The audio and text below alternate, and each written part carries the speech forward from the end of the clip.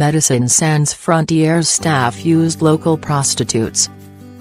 Aid workers at charity Médecins Sans Frontières used local prostitutes while working in Africa, whistleblowers have told the Victoria Derbyshire programme. Female former employees said the behaviour was widespread. One said a senior colleague said it was possible to barter medication in exchange for sex. The charity said it does not tolerate abuse, harassment or exploitation. The use of prostitutes is banned by MSF under its strict code of conduct. The women spoke anonymously for fear of being blacklisted by foreign aid agencies, among which there can be a large crossover of staff.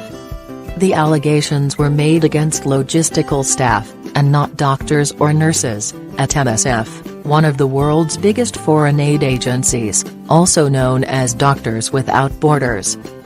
Predatory men. One former employee, who worked out of the charity's London office, said she had seen a senior member of staff bring girls back to MSF accommodation while posted in Kenya. The girls were very young and rumoured to be prostitutes, she said, adding that it was implicit that they were there for sex. My colleague, who was staying in the same residence for a long time, felt that this was a regular occurrence, she said. The whistleblower claimed they felt unable to challenge the man because he was quite senior. I felt that, with some of the older guys, there was definitely an abuse of power. They'd been there for a long time and took advantage of their exalted status as a Western aid worker, she said. There's definitely a feeling that certain predatory men were seen as too big to fail. You would often see men who were older, middle-aged, partying with much younger local girls. It was sexualized, found used condoms. Another female employee, who worked with HIV patients in Central Africa, claimed the use of local sex workers was widespread. There was an older colleague who actually moved a woman into the compound, where MSF staff were staying, she said. It was pretty obvious she was a prostitute, but he called her his girlfriend and she would spend night after night with him.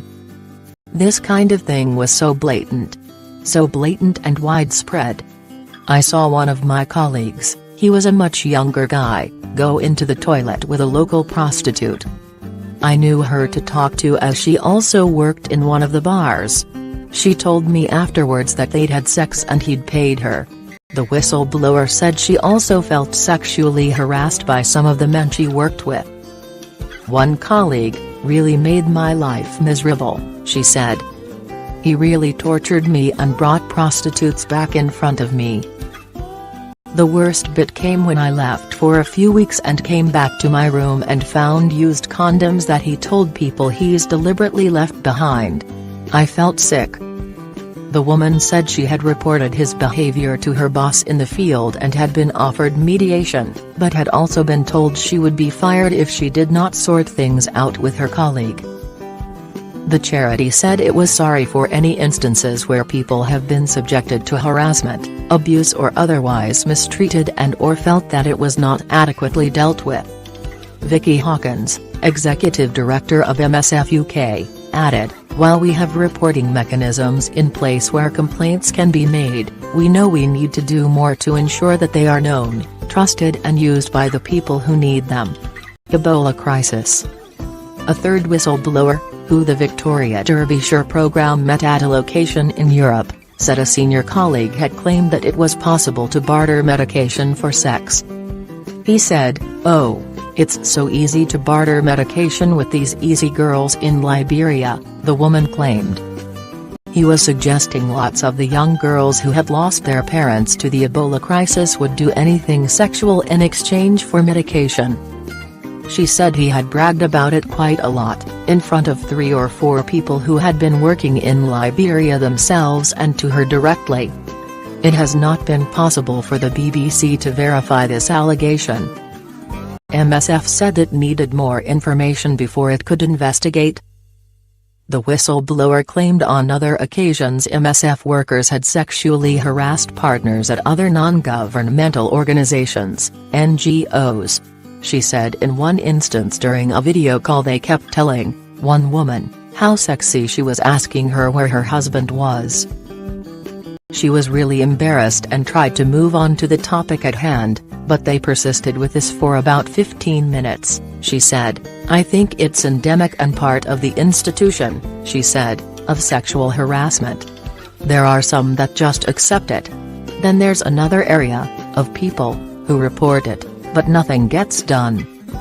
The Victoria Derbyshire programme has spoken to 8 women in total who used to work at MSF in various European offices and field offices in Africa. The charity's culture was described as toxic. One woman, who worked in the Amsterdam office, said when she had been on a mission in Asia a boss had commented on the size of her breasts.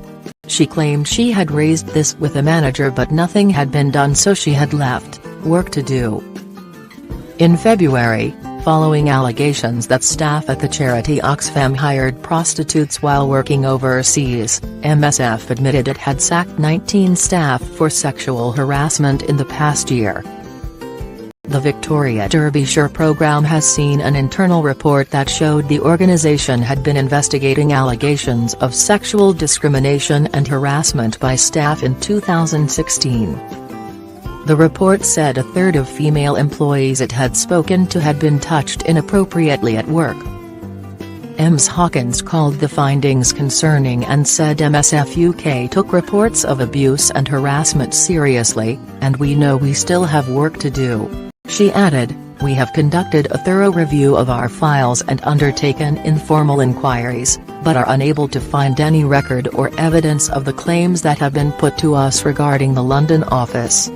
Watch the BBC's Victoria Derbyshire programme on weekdays between 9 o'clock and 11 o'clock on BBC Two and the BBC News Channel in the UK.